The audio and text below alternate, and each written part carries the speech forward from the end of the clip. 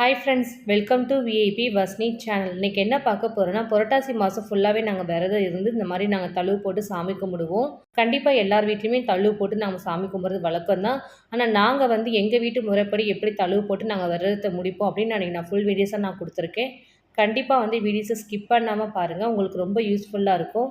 புரட்டாசி சனி எல்லார் வீட்லேயும் பண்ணுற ஒரு விஷயந்தான். ஆனால் ஒவ்வொரு வீட்லேயும் ஒவ்வொரு மாதிரி தழுவு போட்டு சாமி கும்பிடுவாங்க. அதே மாதிரி தான் எங்கள் வீட்டில் நாங்கள் கொஞ்சம் வித்தியாசமாக தழுவு போட்டு சாமி கும்பிடுவோம்.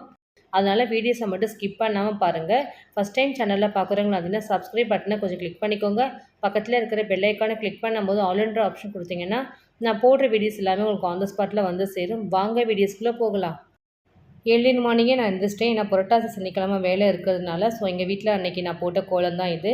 நாங்கள் எப்படி தழுவு போடுவோன்னா, இந்த சொம்பு இருக்குது பாருங்கள், இந்த சொம்பை நல்லா கழுவிட்டு இதில் நாமம் போட்டுட்டு இதில் சுற்றி துளசி மாலையை கட்டிட்டு இந்த சொம்பை எடுத்துகிட்டு போய் நாங்கள் அரிசி வாங்கிட்டு வரது வழக்கம். இந்த அரிசி எதுக்காக வாங்கிட்டு வரோன்னா, மேக்ஸிமம் பெருமாள் சாமி கும்பிடும் போது இந்த மாதிரி பிச்சையை எடுத்துகிட்டு அந்த அரிசியை வச்சு சமைச்சு தழுவு போடுறது தான் ரொம்ப ஏர்வ நல்ல விஷயம் கூட. ஸோ நாங்கள் எப்போவுமே ஒவ்வொரு வருஷமும் இந்த மாதிரி முறையில் தான் நாங்கள் ஃபாலோ பண்ணுவோம். ஸோ அதுக்காக தான் பித்தளை சொம்பை நான் எடுத்திருக்கேன். இதை நல்லா தேய்ச்சி நல்லா கழுவி எடுத்துகிட்டு வந்திருக்கேன். இந்த கழுவுன சொம்பில் நம்ம இன்றைக்கி நாமம் போட போகிறோம். ஸோ அதனால் நாமம் கட்டியிருப்பாங்க. லைட்டாக தண்ணி மட்டும் ஊற்றி ஒரு ட்ராப் மட்டும் ஊற்றிட்டு இந்த மாதிரி ஃபுல்லாக குழச்சி எடுத்திங்கன்னா போதும், நல்லா லிக்விடாக ஆகிடும். நமக்கு நாமம் போடுறது கொஞ்சம் ஈஸியாக இருக்கும். ஸோ அதுக்காக தான் நான் குழச்சிக்கிட்டு இருக்கேன். இப்போல்லாம் பவுட்ராகவே வந்துருச்சு. நான் மேக்ஸிமம் இந்த மாதிரி சாக் மாதிரி வாங்கிக்குவேன். இந்த சாக் மாதிரி போடும்போது நமக்கு கொஞ்சம் ஈஸியாக இருக்கும். ஸோ நான் எப்போவுமே இந்த மாதிரி தான் வாங்கிக்குவேன். இதை லைட்டாக தண்ணியில் ஊற்றி கரைச்சிங்கன்னா போதும், நமக்கு ஈஸியாக கொஞ்சம் லிக்விடாக ஆகிடும். இந்த குழச்ச நாமத்தை நாங்கள் வீட்டில் எல்லாருமே யூஸ் பண்ணிக்குவோம். அதே மாதிரி வீட்டில் இந்த மாதிரி சொம்பு இருக்கு பாருங்கள், அதுலேயும் நாங்கள் போட்டுக்குவோம். இந்த மாதிரி சொம்பில் பார்த்திங்கன்னா 3 தடவை இந்த மாதிரி நாமம் போட்டுக்குவோம் சுற்றி. கண்டிப்பாக இந்த நாமம் போட்டு தான் நம்ம போய் அந்த அரிசி போய் வாங்கிட்டு வரணும். ஒரு 3 வீடு அந்த மாதிரி போய் வாங்கிட்டு வந்தால் போதும். மினிமம் கண்டிப்பாக 3 வீடாவது வாங்கணும். நான் இங்கே வீட்டிலேருந்து நான் அரிசி கொஞ்சம் போட்டு அனுப்புவேன். என்னோடய வீடு ஒரு வீடாகிடும். இன்னும் 2 வீடு மட்டும் வாங்கினா போதும். ஸோ இப்போ நம்ம நாம நடுவில் போடுவோம் பாருங்கள், அதையும் நம்ம போட்டாச்சு. சொம்பு ரெடி ஆகிடுச்சு. சுற்றி நாமம் போட்டாச்சு. இப்போ நம்ம துளசி மாலை எடுத்து நம்ம கட்டணும். நான் நாமம் போட்டது உங்களுக்கு நான் எடுத்து காமிக்கிறேன் பாருங்கள், எப்படி போட்டிருக்கேன்னு. இந்த மாதிரி தான் ஃபுல்லாக சுற்றி போடணும். நமக்கு போடும்போது தெரியாது, காஞ்சதுக்கப்புறம் நல்லா பிரைட்டாக தெரிய ஆரம்பிச்சிடும் இந்த எல்லாமே. இந்த சொம்பு எல்லாமே விரதம் ஆரம்பித்து அன்றைக்கி காலையில் தான் நாங்கள் எல்லாமே இதை எடுத்து கழுவுவோம். கழுவிட்டு இந்த மாதிரி நாங்கள் துளசி மாலை எடுத்து கட்ட ஆரம்பிப்போம். எல்லாமே அன்னைக்கு தான் நாங்கள் செய்வோம், முத நாளே செஞ்சு வைக்க மாட்டோம். ஸோ ஃபஸ்ட்டு துளசியெல்லாம் கட் பண்ணிக்கலாம். இந்த துளசி எல்லாமே எங்கள் வீட்டில் விளைஞ்ச துளசி. தொட்டியில் நான் அது தனியாக வச்சு வளர்த்துட்ருக்கேன், இந்த மாதிரி சாமி கும்பிட்றதுக்குன்னு.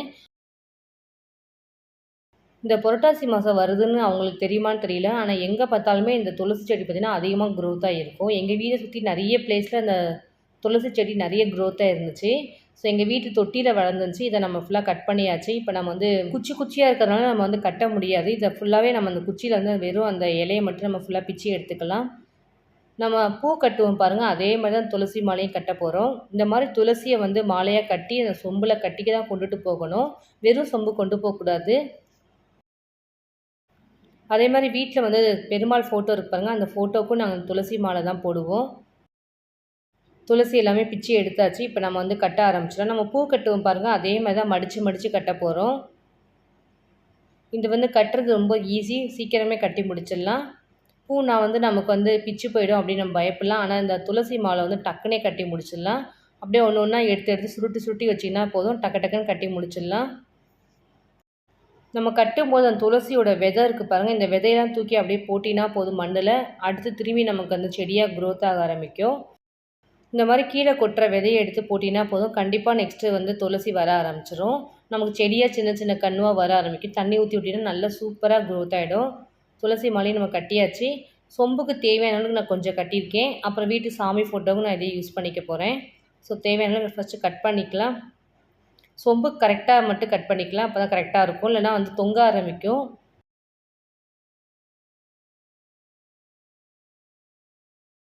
இந்த லாஸ்ட்டு பார்த்திங்கன்னா அப்படியே சுருட்டி விட்டிங்கன்னா போதும், ஃபுல்லாகவே நமக்கு அப்படியே விழுகாமல் பிடிச்சிக்கும். இந்த மாதிரி தான் நாங்கள் ஒரு தடவையும் நாங்கள் பண்ணுவோம். சொம்பும் நம்ம துளசி மாலையும் ரெடி பண்ணியாச்சு. இப்போ நம்ம ஒவ்வொரு வீட்லேயே போய் அரிசி வாங்கிட்டு வர வேண்டியதான். எங்கள் வீட்டில் குழந்தைங்க இருக்கிறதுனால நான் அவங்ககிட்ட கொடுத்து விட்டுருவேன். அவங்க போய் அழகாக வாங்கிட்டு கொடுத்துருவாங்க. கண்டிப்பாக இந்த மாதிரி அரிசி வாங்கிட்டு அதில் நாங்கள் உழ வச்சு தழுவு போடுறது தான் நாங்கள் வழக்கம். அப்போ தான் நாங்கள் புரட்டாசி சனி சாமி கும்பிட்டது ஏர்வையாக இருக்கும். ஸோ இப்போ வந்து நடு வீடு இருக்குது பாருங்கள், அங்கேயும் நாங்கள் நாமம் போட்டுக்குவோம். இந்த மாதிரி சாமி கும்பிடும்போது நம்ம சொம்புக்கு எப்படி போட்டோம் அதே மாதிரி தான் கையால் வந்து இந்த மாதிரி வரைஞ்சிக்கணும். யார் வீட்டிலலாம் இந்த மாதிரி முறையில் நீங்கள் சாமி கும்பிடுவீங்க அப்படின்னு கண்டிப்பாக கமெண்ட்டில் சொல்லுங்கள். அதே மாதிரி நம்ம துளசி மாலை கட்டின பாருங்கள், கொஞ்சம் துளசி எடுத்து நான் தீர்த்தம் தனியாக எடுத்திருக்கேன். அந்த தீர்த்தம் சொம்புலையுமே நம்ம வந்து நாமம் போட்டுக்கணும். லைட்டாக ஒரு 1/4 டீஸ்பூன் ஏலக்காய் தூள் கூட போட்டுக்கலாம். நான் எதுவும் போடலை, துளசி தண்ணி மட்டும் தான் நான் எடுத்திருக்கேன். இப்போ நம்ம ரெடி பண்ணி வச்சுருந்தோம் பாருங்கள், அந்த சொம்பில் வந்து வீட்டிலேருந்து நம்ம கொஞ்சம் அரிசி போடணும். வெறும் சொம்பை எடுத்துகிட்டு போகக்கூடாது. நாங்கள் எப்போவுமே வந்து வெறும் சொம்பை எடுத்துகிட்டு போக மாட்டோம். வீட்டிலேருந்து கொஞ்சம் அரிசி நாங்கள் எடுத்துகிட்டு தான் நாங்கள் வெளியில் போவோம். அதே மாதிரி கண்டிப்பாக பச்சரிசி தான் போடணும். நான் வந்து எங்கள் வீட்டில் வந்து பச்சரிசி இருக்கிறதுனால கையில் இந்த மாதிரி 3 பிடியை எடுத்து இந்த மாதிரி போடுறேன். கண்டிப்பாக இந்த மாதிரி 3 தான் போடணும். மினிமம் வந்து 3 பேர் வீட்லேயாவது அந்த அரிசி வாங்கிட்டு வரணும். அதுக்கப்புறம் வந்து எவ்வளோ வீட்டில் வேணாலும் வாங்கிக்கலாம். நாங்கள் வந்து மேக்ஸிமம் 3 பேர் வீட்டில் தான் வாங்குவோம். எங்கள் வீட்டில் வந்து அரிசி போட்டிருக்கோம். இன்னும் 2 பேர் வீட்டில் மட்டும் வாங்கிட்டு வந்தால் போதும், கரெக்டாக இருக்கும். அதே மாதிரி இந்த அரிசி வாங்கிட்டு வரும்போது நல்ல நேரம் பார்த்து தான் நம்ம அனுப்பி விடணும். என்னோடய பையன் போய் கொடுத்து விட்டுருக்கேன் இந்த சொம்பை. இப்போ பார்த்தீங்கன்னா வாங்கிட்டு வந்து வச்சுருக்கான். இதே மாதிரி வாங்கிட்டு வந்ததுக்கப்புறம் அதே மாதிரி இந்த சாமி ரூமில் கொண்டு வந்து வச்சிடணும். இந்த அரிசியை தான் தழுவு போடணும். நிறைய பேர் வந்து அரிசி வாங்கிட்டு வர போகும்போது பார்த்தீங்கன்னா நார்மலாக வீட்டில் யூஸ் பண்ணுற அரிசி கூட போடுவாங்க. அந்த மாதிரிலாம் போடக்கூடாது. பச்சை அரிசி தான் போடணும் கண்டிப்பாக. சப்போஸ் இல்லாத சமயத்தில் நீங்கள் வந்து வீட்டரிசி கூட போடலாம். நாங்கள் வந்து எங்கள் வீட்டில் யாராவது கேட்டாங்கன்னா கண்டிப்பாக பச்சரிசி தான் போடுவோம். அந்த மாதிரி பச்சரிசியாக போடுங்க, ரொம்ப நல்லது. ஏன்னா அவங்க தழுவு போடுறதுக்கு கொஞ்சம் கரெக்டாகவும் இருக்கும்.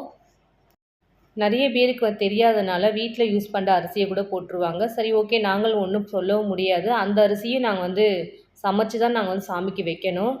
பச்சரிசி, நார்மல் வீட்டரிசி எல்லா அரிசியுமே அதில் ஒன்றா தான் இருக்கும். அதில் தான் நம்ம வந்து இன்றைக்கி தழுவு போட போகிறோம். புரட்டாசி சனிக்கிழமை சாமி கும்பிட்றதுக்கு எல்லா பொருளையும் எடுத்து வச்சாச்சு. இப்போ எல்லாமே இதை கட் பண்ணி நம்ம சமைக்க ஸ்டார்ட் பண்ண போகிறோம். நான் வந்து இன்றைக்கி சமைக்கிற வீடியோஸ் எதுவுமே காமிக்க போகிறதில்ல. எல்லாமே வந்து சமைச்சதுக்கப்புறம் தான் உங்களுக்கு நான் எடுத்து காமிக்க போகிறேன். ஸோ என்னென்ன சமைக்க போகிறோம் அப்படின்றத மட்டும் நான் உங்களுக்கு லைட்டாக உங்களுக்கு காமிக்கிறேன். இன்றைக்கி வந்து முருங்கைக்காய் சாம்பார், அதே மாதிரி உருளைக்கிழங்கு பொரியல், கீரை பொரியல், வடை, பாயாசம், அப்பளம், இந்த சென்னா வந்து அவிச்சு எடுக்கணும். ஸோ உளுந்த வடை எல்லாமே நம்ம இன்றைக்கி பண்ண போகிறோம். ஃபஸ்ட்டு நம்ம செய்ய ஸ்டார்ட் பண்ணிடலாம். எனக்கு ரொம்ப டைம் இல்லாதனால நான் வந்து குக்கிங் வீடியோஸ் எதுவுமே எடுத்து காமிக்கலை. சாமி கும்பிட்றதுக்கு நான் வந்து ரைஸ் வாங்கிட்டு வந்திருந்தேன் பாருங்கள் வெளியிலேருந்து. அந்த அரிசியை தான் இன்றைக்கி நான் உங்களுக்கு தழுவு வச்சு இந்த வீடியோஸ் மட்டும் உங்களுக்கு நான் காமிக்க போகிறேன். எங்கள் வீட்டு முறைப்படி தழுவு சாதம் எப்படி பண்ணலாம் அப்படின்னு நான் ஃபுல் வீடியோஸாக உங்களுக்கு நான் கொடுக்க போகிறேன்னு சொல்லியிருந்தேன் பாருங்கள். இதுதான் அது. வாங்கிட்டு வந்த அரிசியை வந்து கொஞ்சமாக எடுத்துக்கலாம். மீதி அரிசி இருக்கட்டும். இவ்வளோதையும் நம்ம வந்து தழுவு போட்டால் நிறைய வேஸ்ட் ஆகிடும். இந்த அரிசியை வந்து யாருமே சாப்பிட மாட்டாங்க. தழுவு போட்டு நம்ம நடு வீட்டில் வச்சு சாமி கும்பிட்டுட்டு அதுக்கப்புறம் நம்ம அந்த தழுவு சாதம் கொஞ்சம் தான் எடுத்து சாப்பிட முடியும். மீதி அரிசி எல்லாமே வேஸ்ட் ஆகிடுறதுனால நம்ம ரொம்ப யூஸ் பண்ணவும் கூடாது. கொஞ்சமாக 1 கிளாஸ் அந்த மாதிரி போட்டுக்கலாம். மீதி அரிசி இருக்கும். அந்த அரிசி வந்து ஒவ்வொரு சனிக்கிழமையும் வரும் பாருங்கள். அந்த சனிக்கிழமை வந்து சக்கரை பொங்கல் அந்த மாதிரி வச்சு நான் சாமி கும்பிட்டுருவேன். அப்போ டக்குன்னு காலியாகிடும் எங்கள் வீட்டில். கண்டிப்பாக வந்து மீதி அரிசியை வேஸ்ட் பண்ணிடாதீங்க. இந்த மாதிரி ஏதாவது ஒரு சாட்டர்டேயில் நீங்கள் வந்து தழுவாக யூஸ் பண்ணி கூட சாமி கும்பிட்டுக்கலாம். நான் எப்போவுமே அப்படி தான் பண்ணுவேன். அரிசி எல்லாமே ஊற வச்சு 1/2 மணி நேரம் கிட்ட ஆகுது. தண்ணி ஊற்றி கழுவி எடுத்துகிட்டு வந்திருக்கேன். இந்த அரிசி வேகிறதுக்கு தேவையான அளவுக்கு கொஞ்சம் தண்ணி சேர்த்துக்கலாம். 2 கிளாஸ் மட்டும் நான் சேர்த்துக்க போகிறேன். தேவையான அளவுக்கு இதில் உப்பு சேர்த்துக்கலாம். நாங்கள் எப்போவுமே பார்த்திங்கன்னா சக்கரை பொங்கல் வைக்க மாட்டோம். இந்த மாதிரி தழுவு சாப்பாடு தான் வைப்போம். இது என்ன தழுவாக இருக்குன்னு நீங்கள் வித்தியாசமாக இருக்குன்னு பார்ப்பீங்க.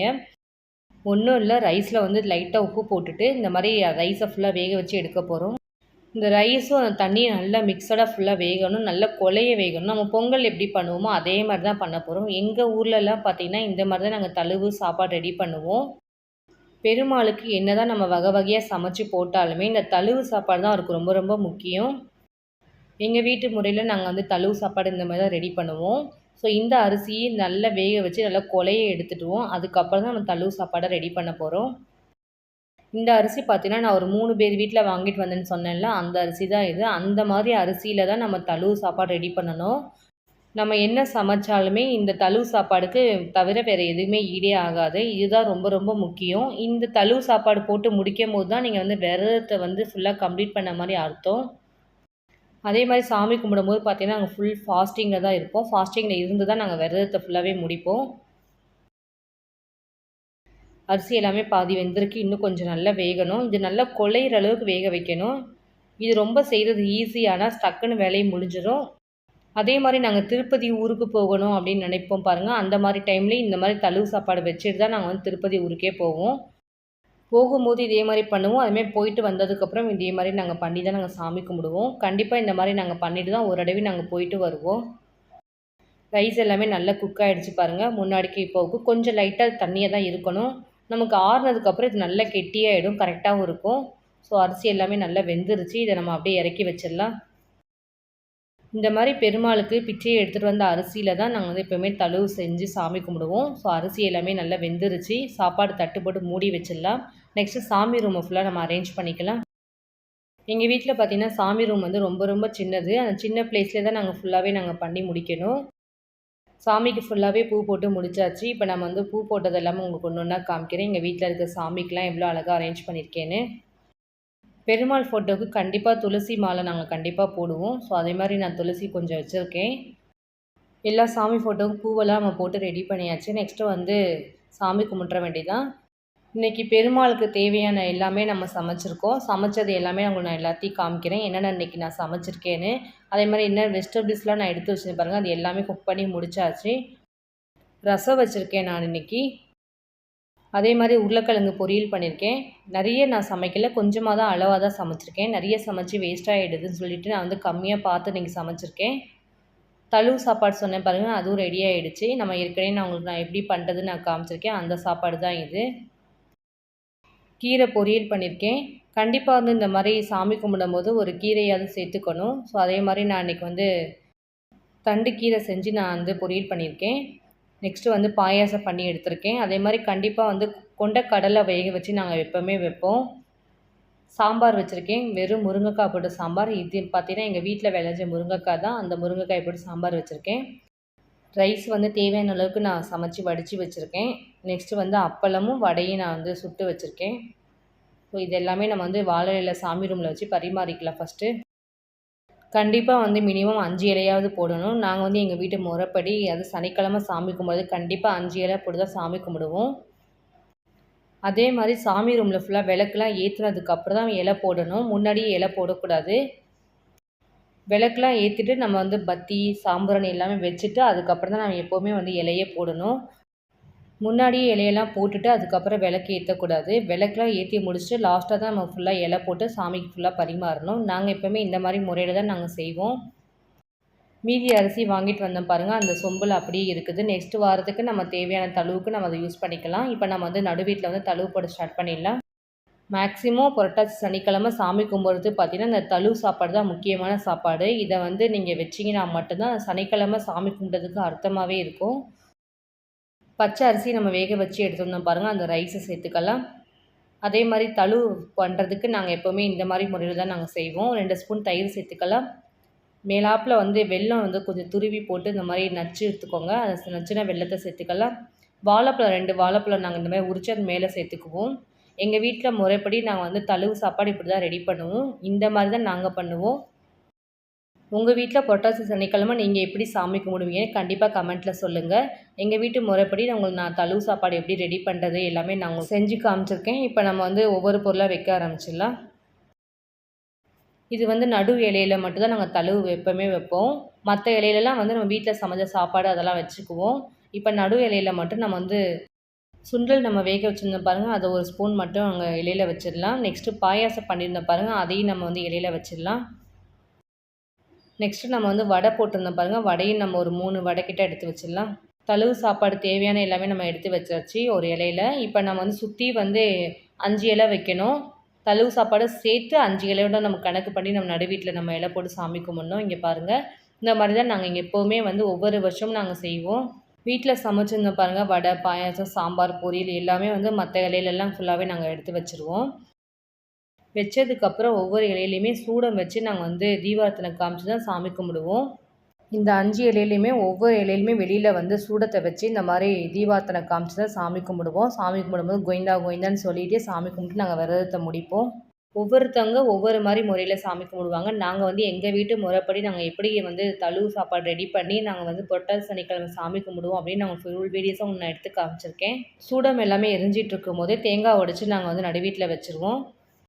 அதே மாதிரி எல்லா சூடமும் அமர்ந்ததுக்கப்புறம் அதுக்கப்புறம் நம்ம வந்து இலையில வந்து சாப்பாடு எடுத்து காக்காய் கொண்டு போய் வச்சுட்டு நடுவில் அந்த தழுவு இலை இருக்குது பாருங்கள், அதை வந்து சாப்பாடு ஃபுல்லாக கொஞ்சம் நல்லா பிசைஞ்சிட்டு எல்லாருக்கும் கொஞ்சம் கொஞ்சமாக நாங்கள் கொடுப்போம்.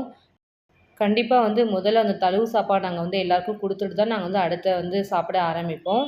அதே மாரி தீர்த்தம் தண்ணி ஃபர்ஸ்ட்டு குடுப்போம். தீர்த்த தண்ணிய ஃபர்ஸ்ட்டு குடுத்துட்டு, அதுக்கப்புறம் அந்த தழுவு சாப்பாடு வந்து பெசஞ்சுட்டு எல்லாரும் கொஞ்சம் கொஞ்சமா குடுத்து, சாப்பிட்டதுக்கப்புறம் வீட்ல அந்த இலையில இருக்கிற சாப்பாடுலாம் நாங்க சாப்பிட ஆரம்பிப்போம்.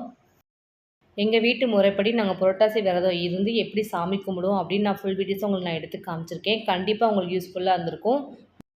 உங்க வீட்டு முறைப்படி நீங்க எப்படி சாமி கும்பிடுவீங்கன்னு உங்க அனுபவத்த கமெண்ட்ல சொல்லுங்க. என்னோட வீடியோஸ் உங்களுக்கு பிடிச்சிச்சுன்னா லைக் பண்ணுங்க, ஷேர் பண்ணுங்க, கமெண்ட் பண்ணுங்க, சப்ஸ்கிரைப் பண்ணுங்க. பக்கத்துல இருக்கிற பெல் ஐகான கிளிக் பண்ணிடுங்க. Thank you friends.